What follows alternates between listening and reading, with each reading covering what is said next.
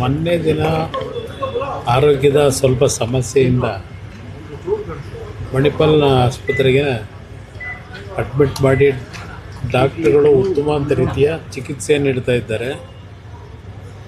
ಅವರು ಮೊದಲಿಂದಲೂ ವೈದ್ಯರ ಒಂದು ಚಿಕಿತ್ಸೆಗಳಿದ್ದರು. ಯಾವ ಒಂದು ದೇವರನ್ನ ನಂಬಿ ಬದುಕಿದ್ದಾರೆ,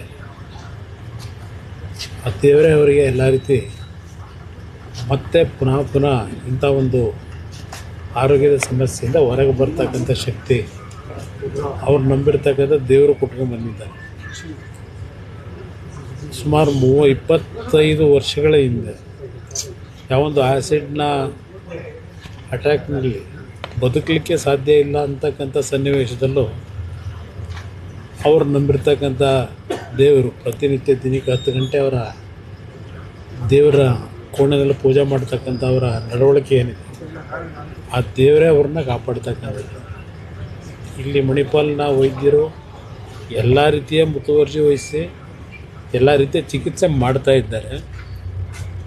ಆದರೆ ಅಂತಿಮವಾಗಿ ಆ ಚಿಕಿತ್ಸೆಗಳನ್ನು ಮೇಲ್ಪಟ್ಟು ಅವ್ರು ನಂಬಿರ್ತಕ್ಕಂಥ ನಮ್ಮ ತಾಯಿಯವರು, ಆ ಒಂದು ರಾಜರಾಜೇಶ್ವರಿ ತಾಯಿ ಅಂತಾರೆ, ಮೊದಲಿಂದಲೂ ಕಾಪಾಡಿರ್ತಕ್ಕಂಥದ್ದು ಆ ತಾಯಿ. ಅದರಿಂದ ಆ